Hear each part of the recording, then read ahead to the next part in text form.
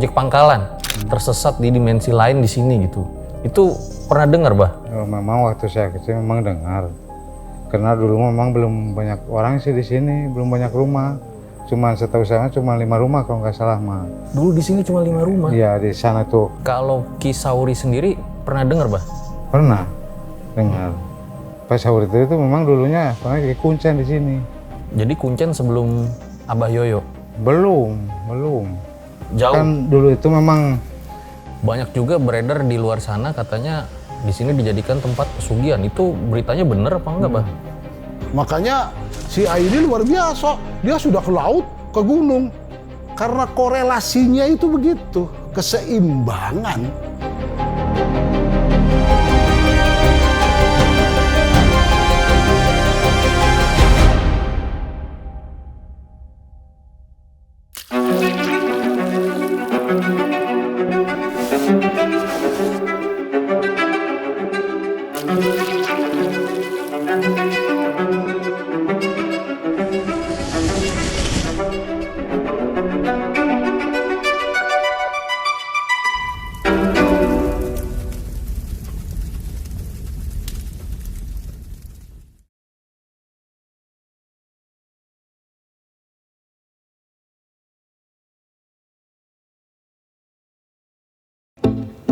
Lagi ngapain tuh, Bang? Siap-siap nih. Waduh, mau kemana emang nih, Bang? Nyari cewek. Cewek? Siapa ceweknya? Fajri ya. Fajria? Cewek mana lagi tuh, Bang? Ngomong-ngomong nih ya, tuh jaket boleh juga, Bang? Iya dong, keren ya jaket ini ya. Ini jaketnya tuh enak dipakai, nyaman dan asik banget lah, ringan buat outdoor. Buat kalian yang pengen juga nih jaket sama produk-produk outdoor lainnya, langsung aja bisa dapetin produk Savana ini, ikutin giveaway-nya di Instagram RJ5. Dah, gue jalan dulu.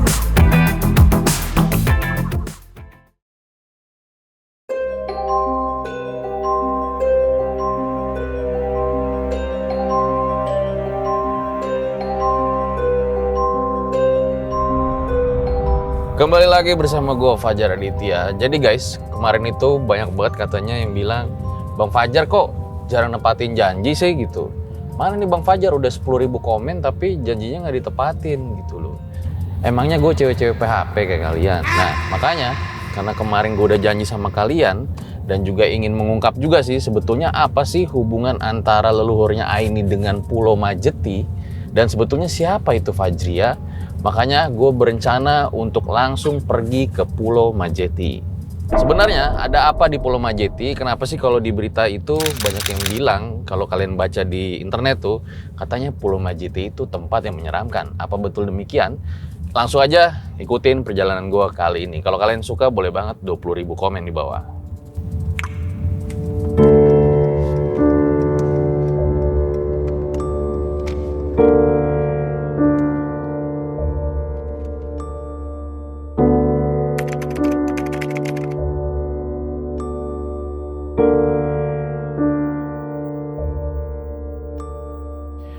Jadi guys, sekarang gue udah ada di depan gerbang Pulau Majeti, di mana Pulau Majeti itu dikelilingi oleh rawa-rawa yang sangat luas dulunya, rawa Onom.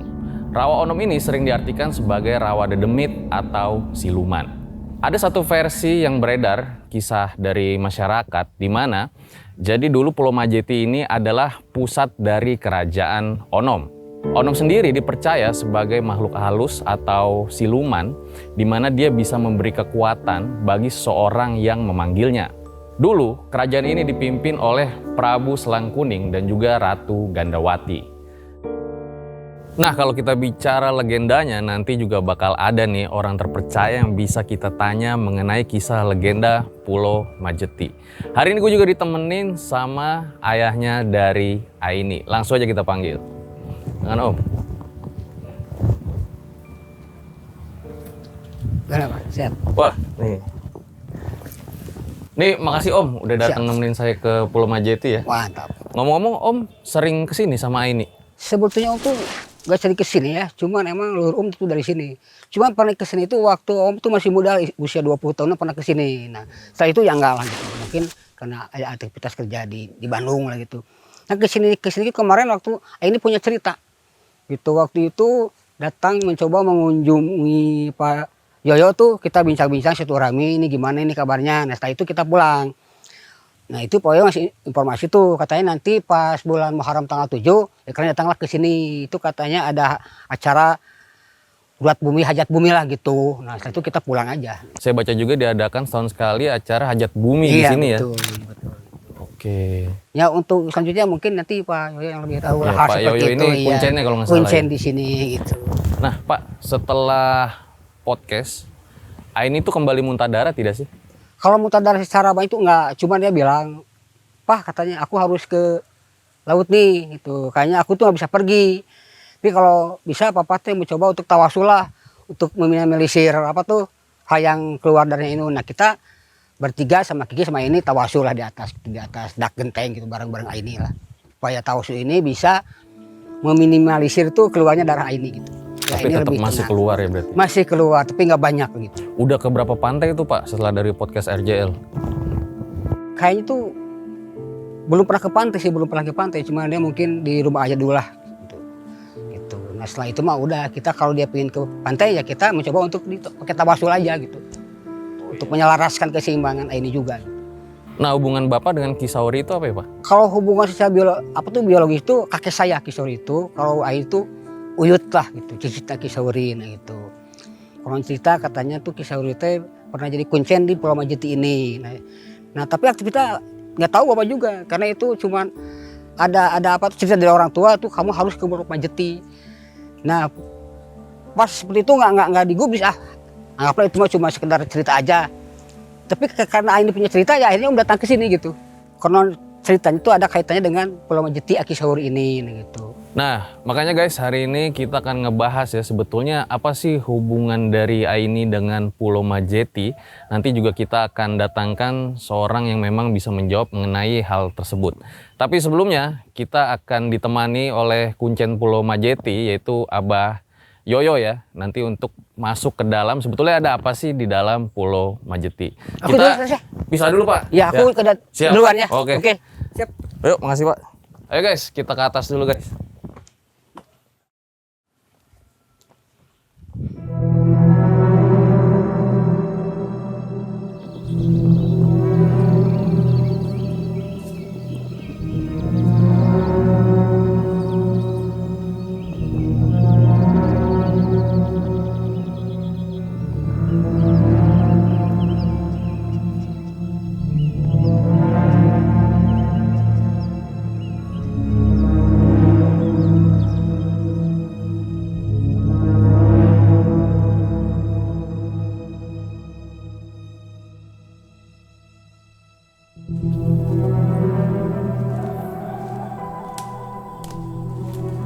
Assalamualaikum Mbah. Waalaikumsalam warahmatullahi wabarakatuh. Bang dari mana Bang?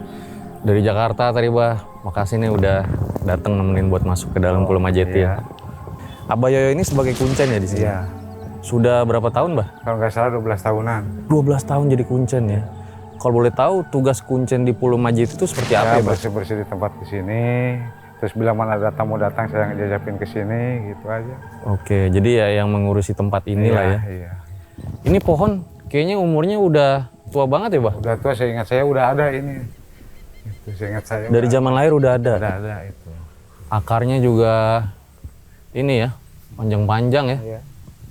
Ini pohon apa ya Bah? Namanya saringin. Pohon saringin. Oke. Yaudah, nanti kita langsung ke atas saja, sekalian ngelihat apa aja ada di dalam Pulau Majeti dan juga ketemu sama ayah dari Aini. Langsung aja kita ke atas. Ayo Bah, silakan Bah.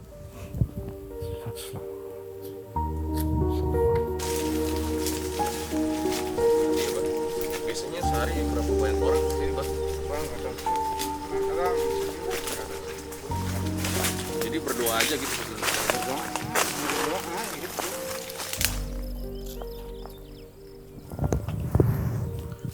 Bah, ini tuh sebetulnya tempat apa Bah? Makam atau gimana? Bukan, ini bekas gubuk. Ini tadinya bikin sebuah pasangran waktu ada hajat bumi itu. Jadi semuanya sepuh-sepuh itu naik dulu ke sini sambil berdoa lah gitu. Jadi ini dulu gubuk untuk berdoa ya. Bukan patok gitu ya, Bah? Bukan. Oke, karena mungkin yang saya tahu gitu banyak beredar katanya ada makam di sini. Nggak ada, setahu saya nggak ada makam di sini. Jadi sama sekali nggak ada makam di sini ya. Nggak ada. Setahu Oke. Nah, kan banyak juga nih beredar isu ya, katanya Pulau Majeti itu dijadikan tempat pesugihan ya, Bah. Tapi jangan dijawab dulu. Kita sambil ngobrol di saung aja kali ya. Oh ya. Siap. Ayo, boleh, Bah.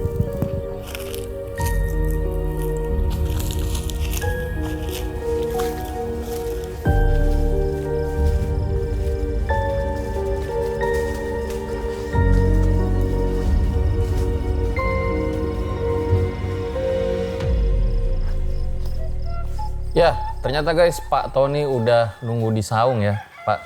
Ini kurang lalapan, ikan gurame, sama musik Sunda nih. Oh iya, biar lebih Abdul harus ada seperti itu. Mungkin kedepannya bisa di situ Indonesiakan. Nanti next boleh ya, Pak? Boleh siap.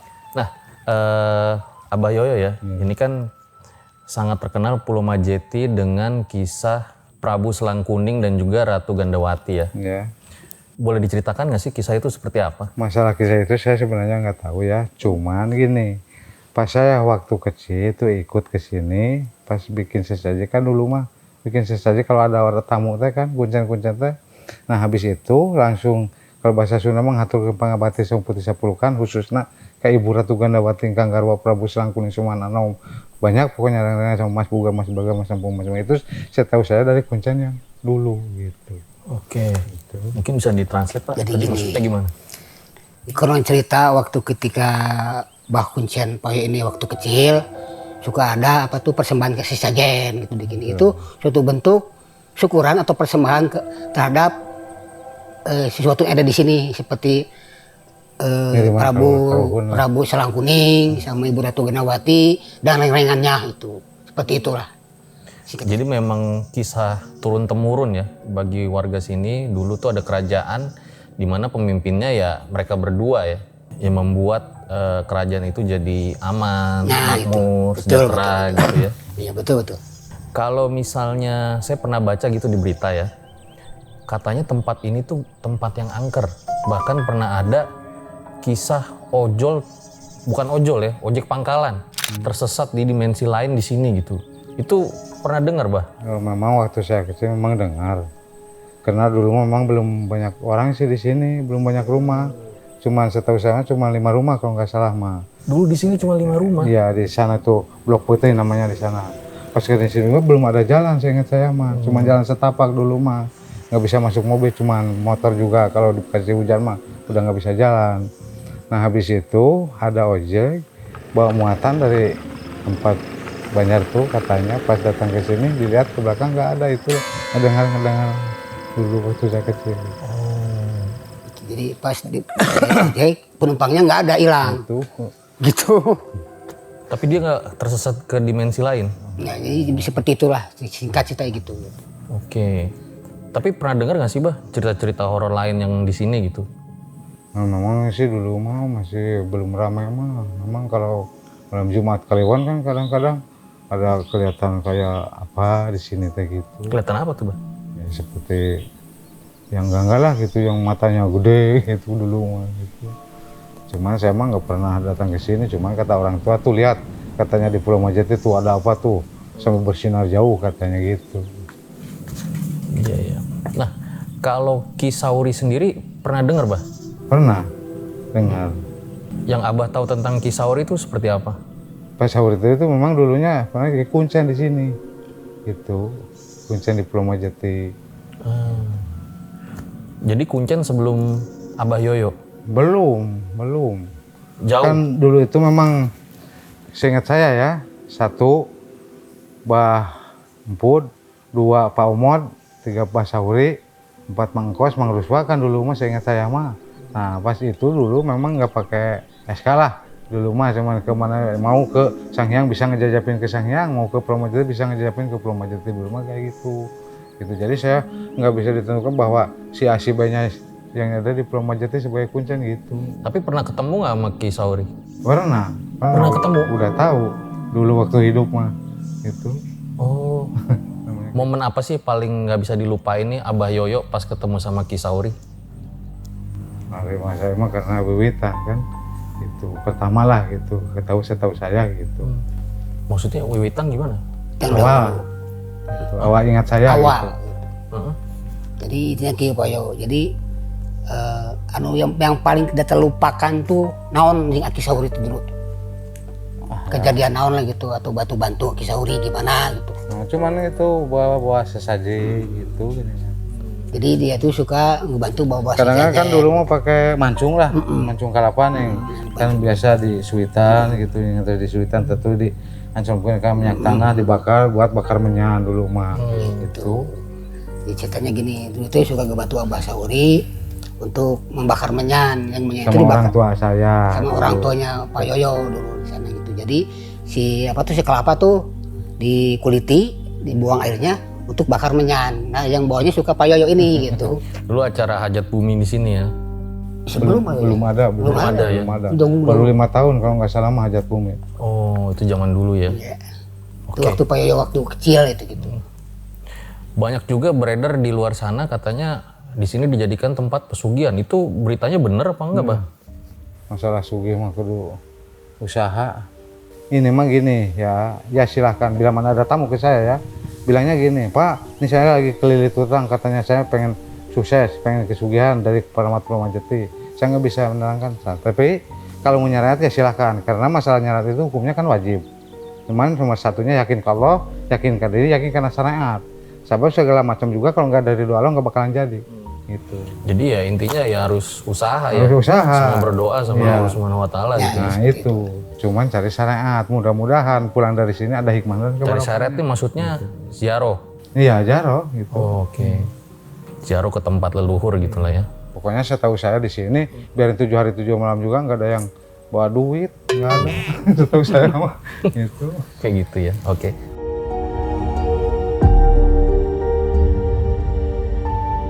Nah guys, abis ini kita akan ke tempat seorang yang akan bisa menjawab pertanyaan. Jadi sebetulnya hubungan Aini dengan Pulau Majeti itu seperti apa dan kenapa Aini itu diberi tugas oleh leluhurnya harus ke 99 pantai, 99 gunung dan juga 99 kuburan ya. Kalau sama Fajria nggak kenal ya, Bah?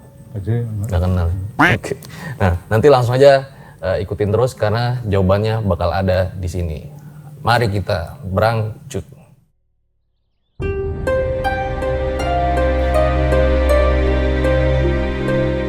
Ya, jadi guys sekarang gue udah di rumah Abah Ali, seorang budayawan Jawa Barat. Nah, kalau kalian suka video-video kayak gini, boleh banget komen di bawah kasih tahu. Siapa tahu nanti gue bisa bikin video-video kayak gini lagi. Assalamualaikum, Bah. Waalaikumsalam sampurasun. Makasih, Bah, udah Biasa. kita repotin nih datang ke rumahnya. Total berkecimpung udah puluhan tahun ya di bidang budaya ini, Bah. Lumayan lah. Memang suka ya dengan budaya gitu, Bah. Suka tidak suka itu karena dorongan jiwa ya harus disukai. Karena budaya ini merupakan pilar bangsa yang harus tetap kita pelihara dan kita pertahankan. Karena budaya ini adalah merupakan jati diri bangsa. Itu yang terpenting. Luar biasa nih, Bah. Ngomong-ngomong soal budaya, Bah. Di Pulau Majeti itu kan tersebar kisah turun-temurun ya tentang kerajaan yang dipimpin oleh Prabu Selangkunding dan juga Ratu Gandawati ya. Betul. Boleh diceritakan nggak sih, Bah? Sebetulnya kisahnya seperti apa sih? Jadi Majeti ini sebuah tempat yang luar biasa yang ada di daerah Banjar Patroman ya, sebuah situs arkeolog atau sebuah situs karamat kalau orang sini bilang, mempunyai sejarah yang panjang. Sejarah peradaban manusia dari awal, dari belum ada tahun sampai sekarang itu masih merupakan sebuah nilai yang luar biasa. Kita lebih pada maknanya saja. Kalau Majeti itu banyak sekali yang menafsirkan, kalau dalam bahasa sastra Jinda itu adalah hamparan keberkahan, karena di sana hamparan dari rawa-rawa yang menghasilkan berbagai rezeki buat masyarakat sekitarnya. Ada juga Majeti itu dengan kata Brahmajati, itu merupakan suatu watak sifat yang teguh, yang taat, tidak mudah dipengaruhi itu. Jadi banyak sekali makna yang terkandung dalam makna dari Majeti itu. Bahkan dalam konteks sejarah Majeti sih yang tersebar di masyarakat sekarang itu terjadi beberapa dekade yang dalam kaitan sejarah kebesaran sebuah kerajaan besar di tanah Sunda yang disebut Galuh.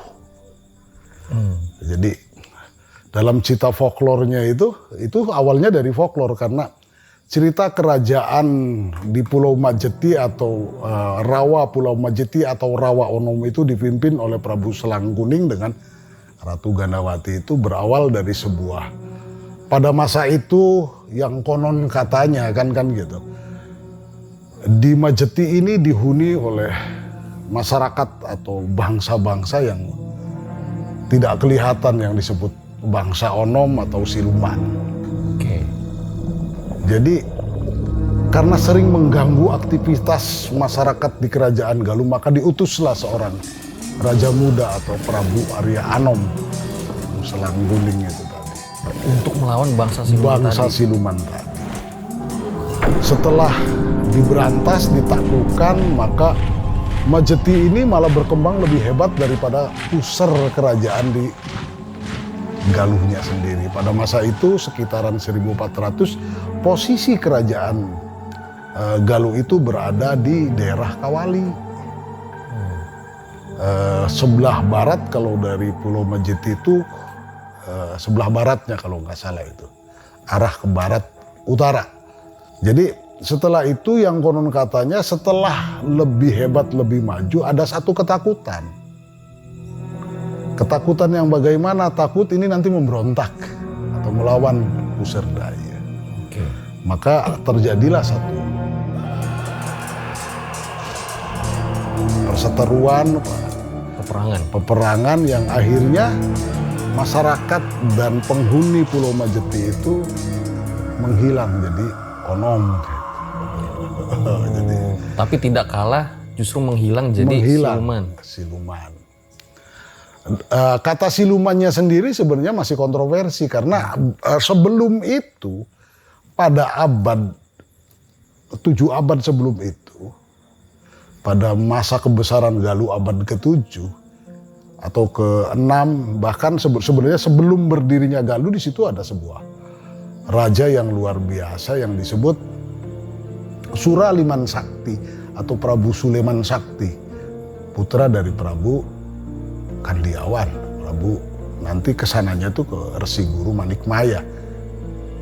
Jadi putra Resi Guru Manikmaya, Kandiawan, dan Suleman Sakti. Jadi berlapis-lapis sejarah yang ada di Pulau Majeti ini. Kalau kita mau mengungkap lebih jauh, waduh, satu kajian yang lebih hebat lagi. Karena kalau diungkap tentang Majetinya sendiri, ya yang sudah beredar sekarang itu adalah yang lebih kuat di masyarakat yang dari folklor tadi. Maka jadi lahir Kampung Siluman tadi. Itu asal-usul nama Kampung Siluman. Kampung Siluman itu berasal dari kata Sulaiman.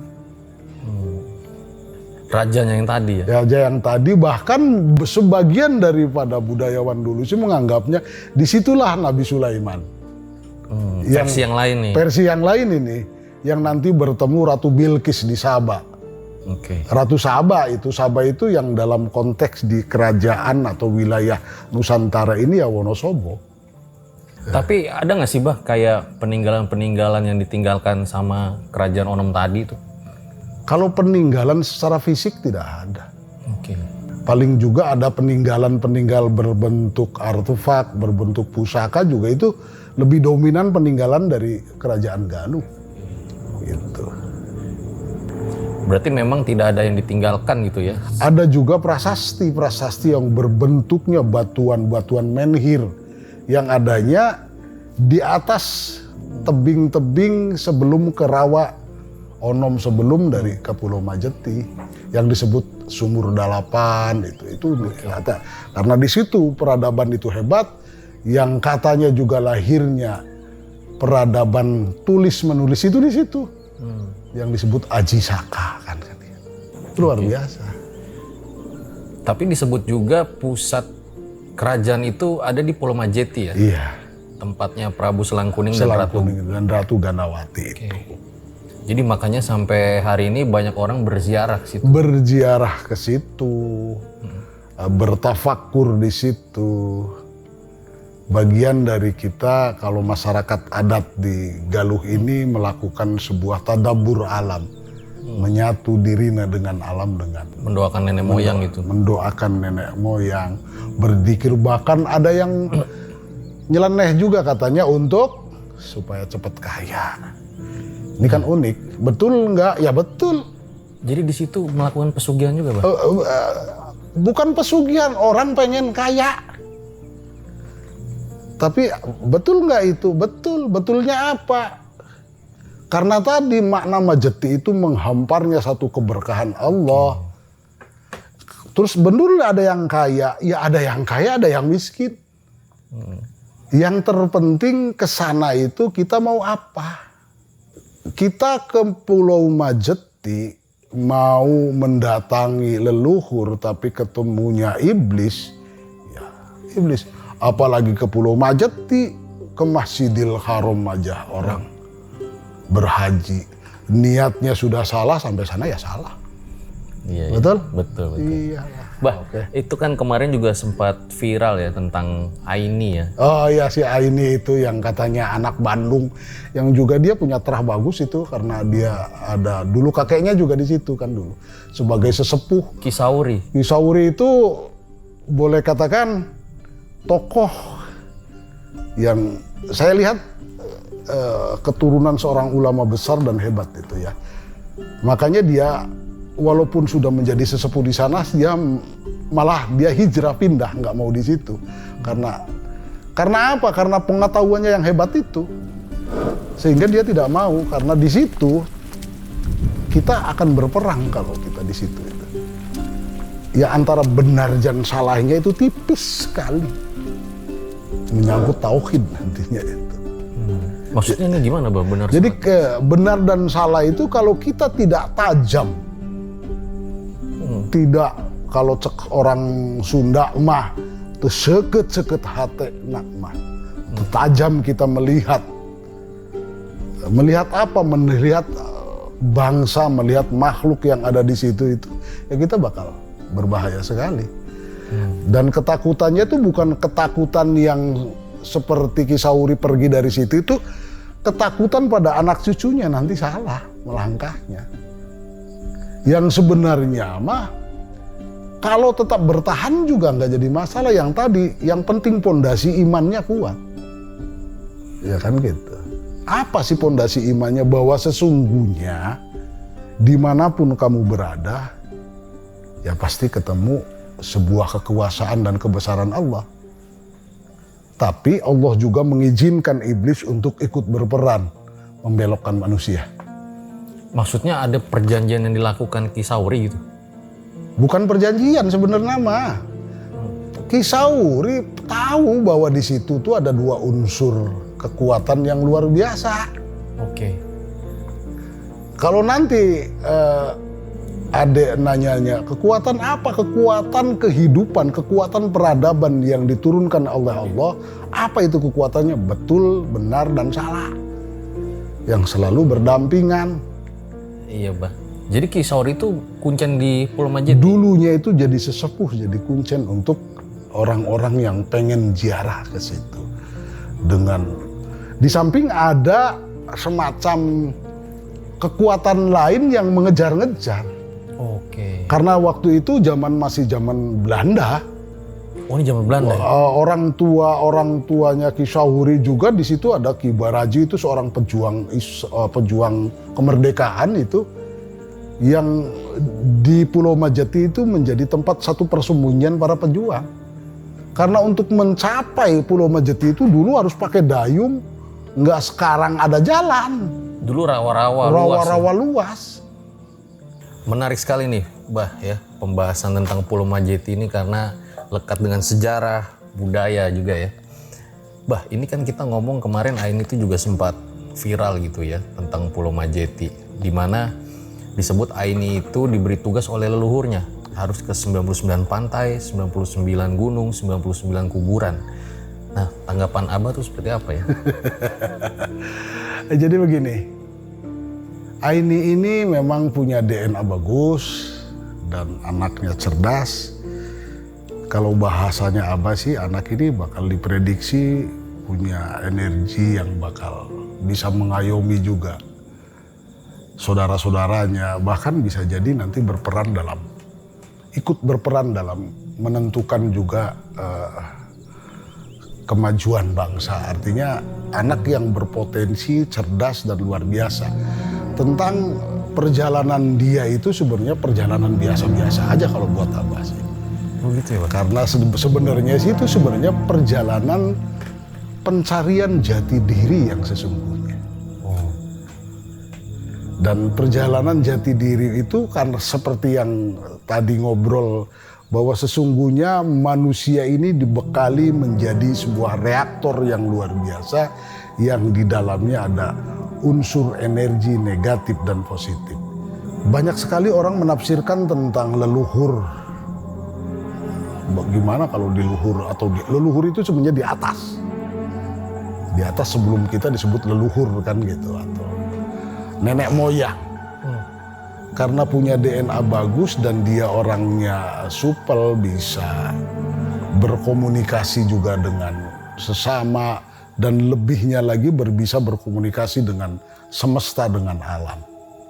Walaupun bukan komunikasi verbal, komunikasi rasa berpengaruh pada kejiwaannya, pada otaknya, maka terdorong untuk melakukan satu perjalanan. Itu biasa. Iya, Bah.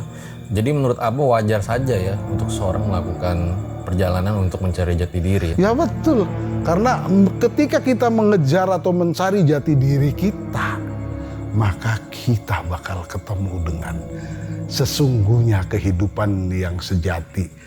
Atau sebelum mengenal Allah itu, maka kamu harus kenal dirimu sendiri. Sedangkan kita hidup itu mau mencari siapa? Betul nggak mau mencari pasugihan? Bukanlah. Jangan. Ya kan gitu, kita adalah. Kalau saya melakukan perjalanan mencari cinta bener loh. Oh bagus juga, karena cinta itu adalah energi positif. Sekira Abah mau bilang cinta CINT, Abah. Ya, kan gitu, energi positif yang akan melahirkan sebuah keindahan dalam kehidupan.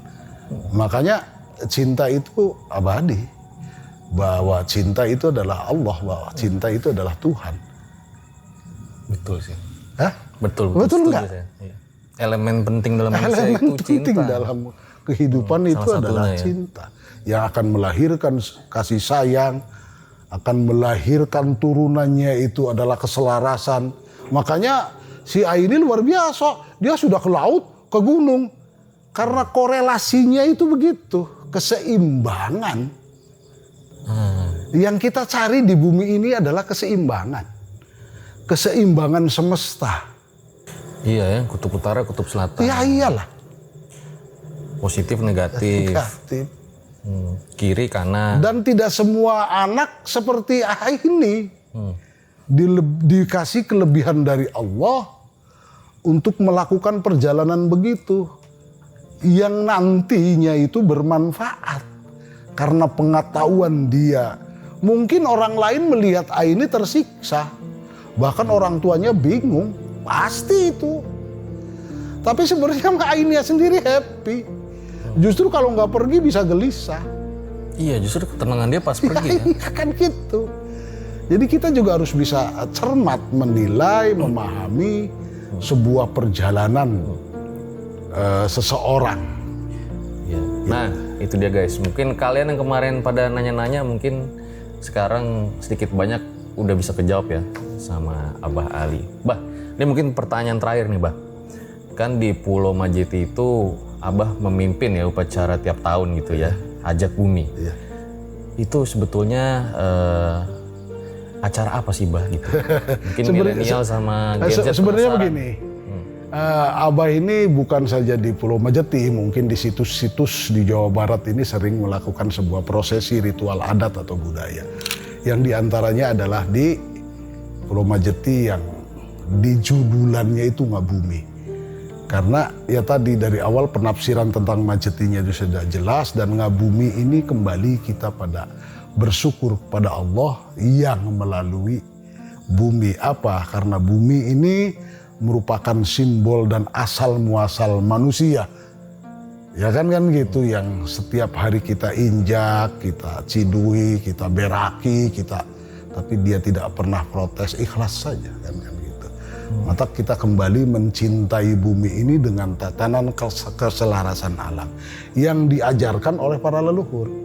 Maka dalam ngabumi di Pulau Majeti ini, Abah dengan para budayawan dan teman-teman menggali kembali petuah-petuah nenek moyang kita, leluhur kita, bagaimana cara memelihara bumi yang baik itu. Maka di dalamnya ada sebuah prosesi ketika kita mau panen padi, ada sebuah prosesi yang disebut nyangrem.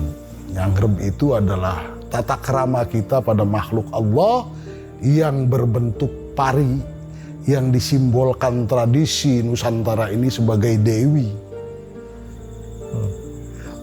Awas jangan salah nanti kalau kita menafsirkan sebagai Tuhan, ya nanti itu yang salah. Sebagai makhluk Allah yang disimbolkan sebagai Dewi Sri. Dan ketika kita berselaras dengan alam, kita mau ngambil padi aja pakai akhlak, pakai budaya, pakai tata krama, bagaimana pada sesama manusia harus lebih baik. Sama padi aja pakai tata krama, apalagi pada manusia. Betul nggak begitu? Ini ajaran luar biasa yang generasi sekarang tidak tahu. Dan sebelum dipanen besoknya itu, sebelum fajar itu kita harus mipit. Mipit itu permisi. Ambu mau saya ambil lagi untuk benih nanti ketika kita mau nanam kembali. Jadi di situ ada pelajaran regenerasi, di situ ada pelajaran akhlak, tata krama, kan gitu. Oh, iya. Ini luar biasa. Banyak sekali prosesi-prosesi yang sengaja dibangun kembali oleh Abah itu bagian dari pelajaran untuk generasi muda. Betul. Memahami bahwa kita bangsa Nusantara ini adalah bangsa yang mempunyai peradaban yang luar biasa. Itu. Luar biasa, Bah. Tadi ngomong-ngomong akhlak saya jadi ingat Kementerian BUMN tuh. Ya, oh Sudah betul. ada akhlak itu ya. Bah, ini terakhir, Bah. Soalnya saya suka baca di berita gitu ya. Katanya Pulau Majeti angker, horor. Itu bener nggak sih sebenarnya, Bah? Yang angker itu adalah nafsu manusia. Wah, itu. Setan paling setan itu ya, Bah?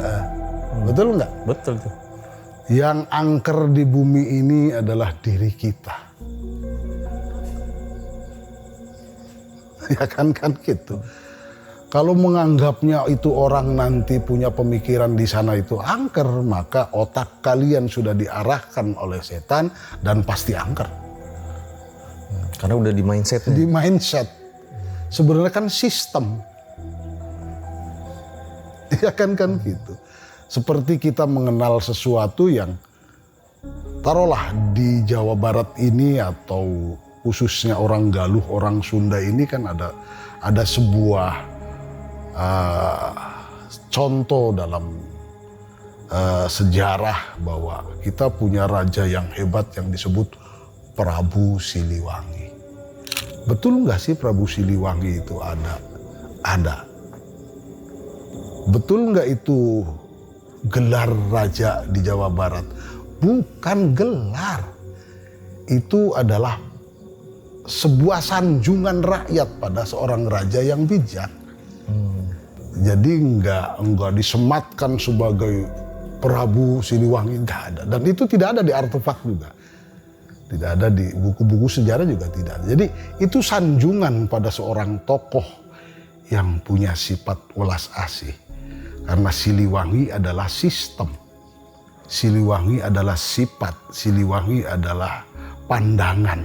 Siliwangi adalah keyakinan. Karena Siliwangi itu bahasa Sanskrit. Apa silih wawangi? Yang di dalamnya itu ada ajaran silih asah, silih asih, silih asuh. Kalau dalam Quran sih adanya paling atas, Bismillahirrahmanirrahim. Betul nggak? Maha welas dan maha asih. Jadi siapa Siliwangi itu, Bah? Manusia. Kalau boleh kalian berbangga, inilah Siliwangi. Tapi ketika kita berbicara inilah Siliwangi, sifatnya harus punya sifat welas asih. Tidak dendam ke orang lain. Memikirkan tetangga. Punya beras dikit lebih kasihkan fakir miskin, anak yatim dipelihara. Kan begitu. Nilai-nilai itu yang sepertinya mulai hilang. Mulai hilang di bangsa ini. Bahkan banyak yang lebih gila lagi kan dicontohkan pada level-level leader-leader pemerintah di atas. Sekarang luar biasa, apalagi menghadapi pilpres kan gitu. Di bawah adem-adem saja, di atas yang perang rebutan kekuasaan. Saya jalan sama yang mendukung nomor 1, nomor 2, nomor 3 masih angger rokok. Dan saya mengharapkan masyarakat jangan terpengaruh dengan energi negatif yang ada di atas.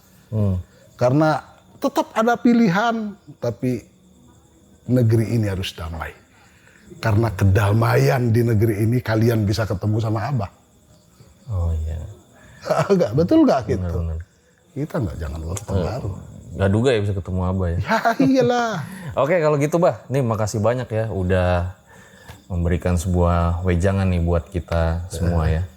Mohon maaf nih kalau saya ada salah-salah kata ya. Dan minta maaf juga Abah barangkali ada kalimat atau kata yang tidak bermanfaat, ya jangan ditafsirkan. Makasih Bah. Sampurasun matur nuwun. Itu dia guys, gue rasa akhir dari video ini dimana memang di setiap tempat itu pasti punya adat dan budaya, dimana manusia itu pasti akan selalu menghasilkan cipta, rasa, dan juga akal. Nah, seperti salah satu di Pulau Majeti, salah satunya adalah folklore dan juga legenda ya tentang Prabu Selang Kuning dan juga Ratu Gendawati, dimana diyakini mereka itu mempunyai kesaktian yang akhirnya membuat rakyat itu jadi sejahtera, aman, dan makmur. Gue Fajar Ditya, RJ5 undur diri. Ciao. Ya itu dia guys perjalanan gue ke Pulau Majeti. Terus terang sedikit banyak pertanyaan gue terjawab. Tapi terus terang juga sedikit banyak masih jadi misteri lah. Mengapa misalnya Aini yang dipilih. Terus juga kayak kenapa Aini harus terus melakukan tugas-tugas yang diberikan oleh leluhurnya. Apakah itu tidak bisa diputus atau mungkin demikian. Itu sih yang masih menjadi pertanyaan besar bagi diri gua. Dan satu lagi yang gue pikir dalam perjalanan kali ini adalah maha besar ciptaan Allah. Bagaimana Allah menciptakan sesuatu hingga akhirnya manusia-manusia yang mendiami tempat itu memiliki budaya yang berbeda-beda. Dan kembali lagi intinya tiada kekuatan yang lebih besar selain kekuatan Allah Subhanahu wa taala. Gue Fajar Ditya, RJ5 undur diri.